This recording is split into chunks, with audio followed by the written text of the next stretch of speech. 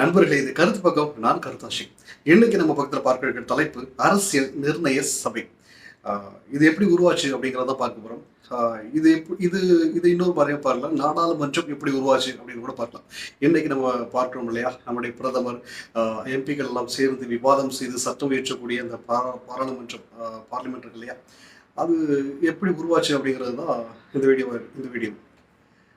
நிறைய பெயர்களும் ஆண்டுகள் அப்படி அங்கங்கே இருந்தாலும் கூட எந்த அளவுக்கு முடியுமோ அவ்வளோ எளிமையாகவும் சிறு கதையாகவும் பதிவு செய்ய முயற்சி செஞ்சிருக்கிறேன்.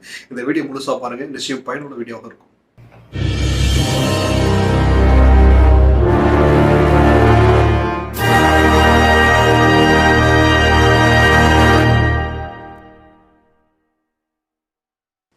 அரசியல் நிர்ணய சபை இது எப்ப ஆரம்பிக்குதுன்னு சொன்னா, நமக்கான ஒரு சட்டம் வேணும்.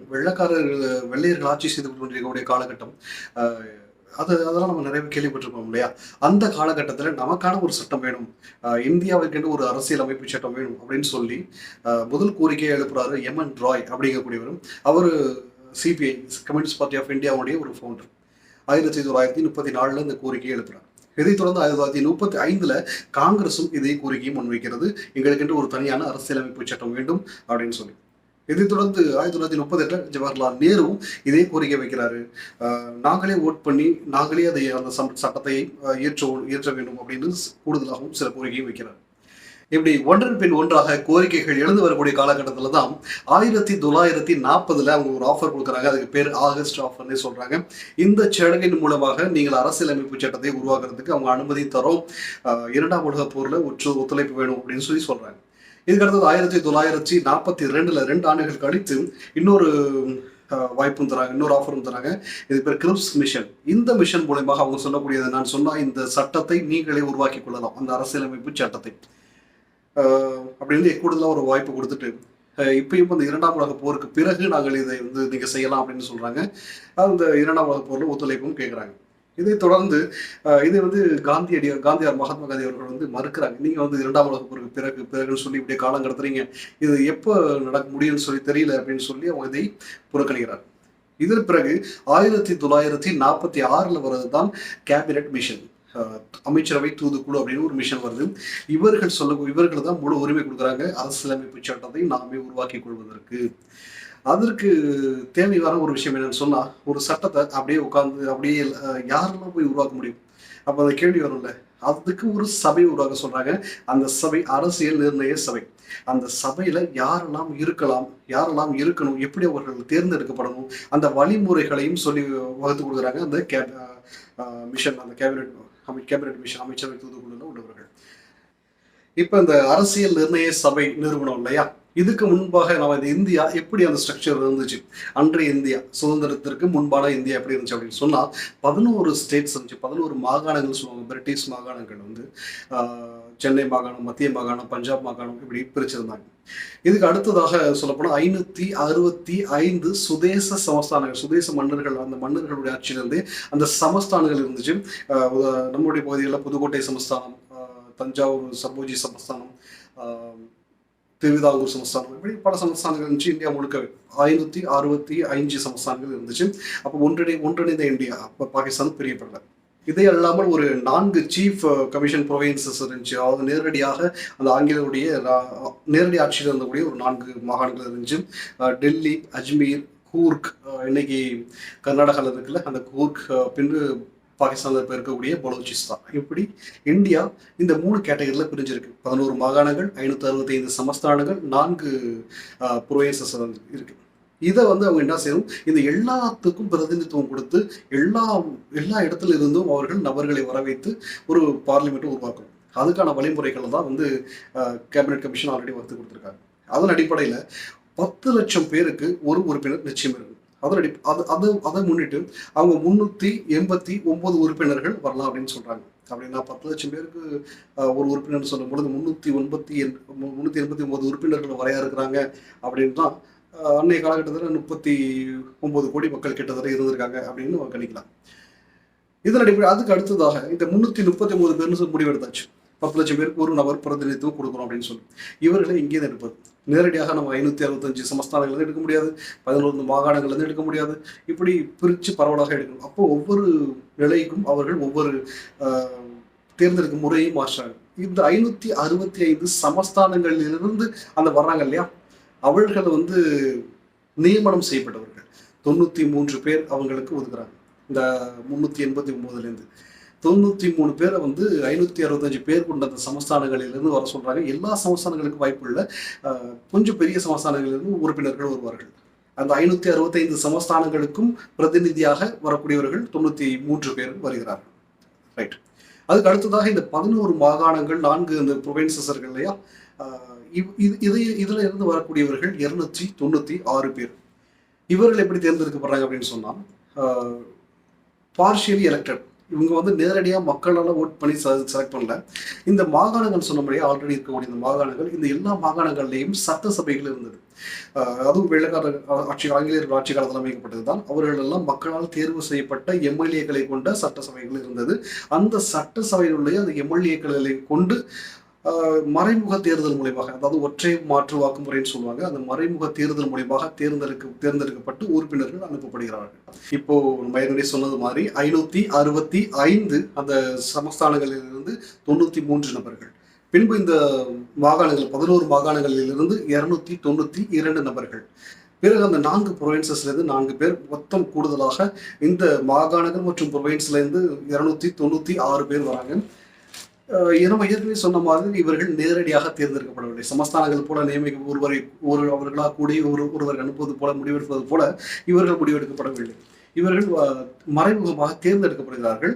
மக்களால் நேரடியாக ஓட் பண்ணி எம்பி அந்த உறுப்பினர்கள் அனுப்பப்படலை. அந்த அரசியல் நிர்ணய சபை ஆல்ரெடி தேர்ந்தெடுத்து வைக்கப்பட்டிருந்த எம்எல்ஏக்கள் மூலமாக மறைமுகமாக தேர்வு நடத்தப்பட்டு அவர்கள் மூலமாக அனுப்பப்படுகிறார்கள் அரசியல் நிர்ணய சபை. எப்படி இந்த 396 உறுப்பினர்களை நியமன உறுப்பினர்கள், பார்ஷியலி தேர்ந்தெடுக்கப்பட்ட உறுப்பினர்கள் நம்ம பிரிக்கிறோமோ 93, 296 அப்படின்னு, இந்த 296 உறுப்பினர்கள் சட்டசபை எம்எல்ஏக்களால் தேர்ந்தெடுத்து அனுப்பப்பட்டார்கள் அல்லவா, இதை இன்னும் 3 வகையாக பிரிக்கலாம். அதில் வந்து கட்சி வேறுபாடு அடிப்படையில் பார்த்தோம்னு சொன்னால், கிட்டத்தட்ட அதிகமான உறுப்பினர்களை கொண்ட 208 உறுப்பினர்களை கொண்ட ஒரு கட்சி தான் அது காங்கிரஸ் கட்சி. அதுக்கு அடுத்தது 73 உறுப்பினர்களை முஸ்லீம் லீகம் பெற்றிருக்கு. அதுக்கு அடுத்ததாக 15 உறுப்பினர்கள் இதர கட்சிகள் மூலமாக நாடாளுமன்றத்துக்கு வராங்க.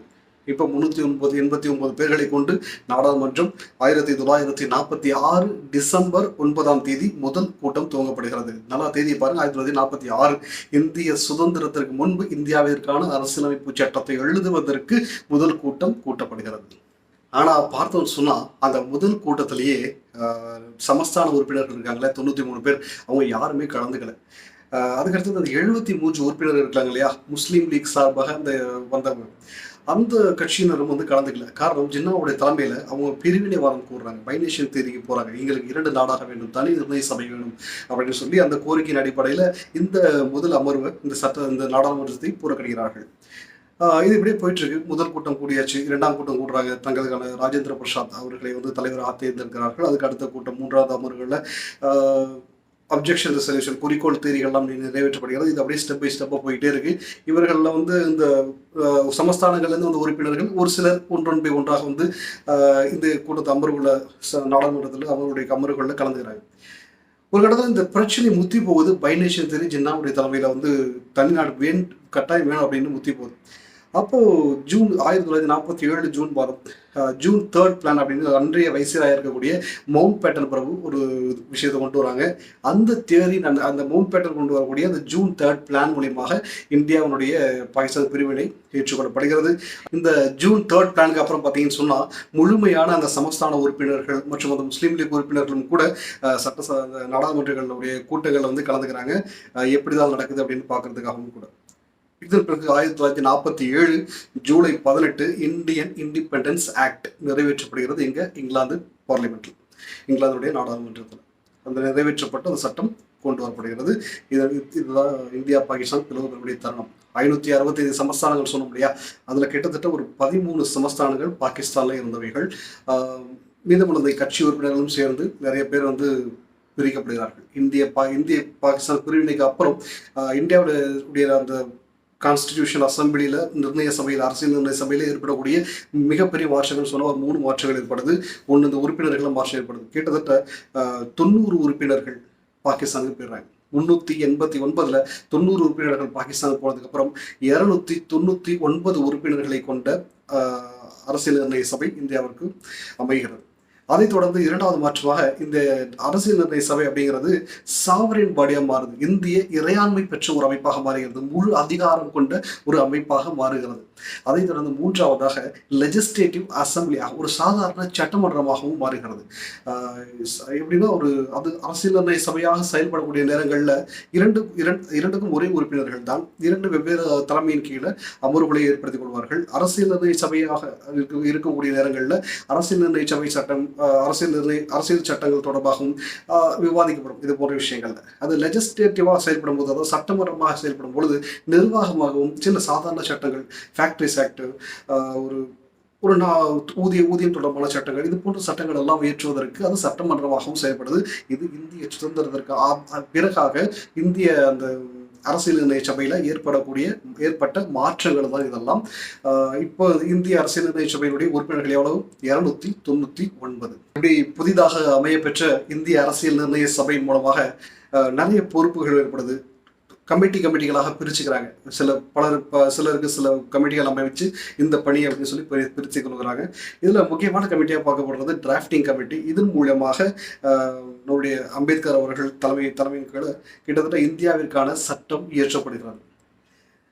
இது இப்படியே பரிசீலிக்கப்பட்டு கிட்டத்தட்ட எப்போ நம்மளுடைய முதல் கூட்டம் ஆரம்பிச்சிச்சுன்னு நம்ம பார்த்தோம் இல்லையா? 1946 டிசம்பர் 9 அங்கே துவங்கப்பட்டது. 1949 நவம்பர் 26 தான் அந்த அரசியல் அமைப்பு சட்டம் அந்த சபையின் மூலமாக ஏற்றுக்கொள்ளப்படுகிறது. இத்தனை காலகட்டம் விவாதத்திற்குள்ளாகப்பட்டு கிட்டத்தட்ட பார்த்தோம்னு சொன்னால் 2 ஆண்டுகள் 11 மாதம் 18 நாட்கள் வரைக்கும் இந்த டைம் எடுத்துக்கிட்டு இருக்காங்க. காரணம் பார்த்தோம்னு சொன்னால் இது 60 நாடுகளுடைய சட்டங்கள் ஆராயப்பட்டு ஒரு அரசியலமைப்பு சட்டம் இயற்றப்படுகிறது. இப்படியாக 1949 நவம்பர் 26 அரசியலமைப்பு சட்டம் ஏற்றுக்கொள்ளப்பட்டதுனால நம்ம அதை அரசியலமைப்பு தினமாகவே கொண்டாடுகிறோம். இதனுடைய இந்த அரசியலமைப்பு சபையினுடைய கடைசி அமர்வு ஜனவரி 24 1950 நிறைவடைகிறது. இதுக்கடுத்து ஜனவரி 26 1950 இந்த அரசியலமைப்பு சட்டம் அமலுக்கும் வருகிறது, நடைமுறைக்கு வருகிறது. இதை நம்ம குடியரசு தினமாக கொண்டாடவும் செய்கிறோம். இதெல்லாம் நமக்கு தெரிஞ்சது. இதன் பிறகு இந்த அரசியல் நிர்ணய சபை அப்படிங்கிற ஒரு அமைப்பு ப்ரொவிஷனல் பார்லிமெண்ட், ஒரு தற்காலிக தற்காலிக அந்த நாடாளுமன்றமாக மாற்றப்படுகிறது. காரணம் அதற்கு பிறகு வரக்கூடிய தேர்தல்.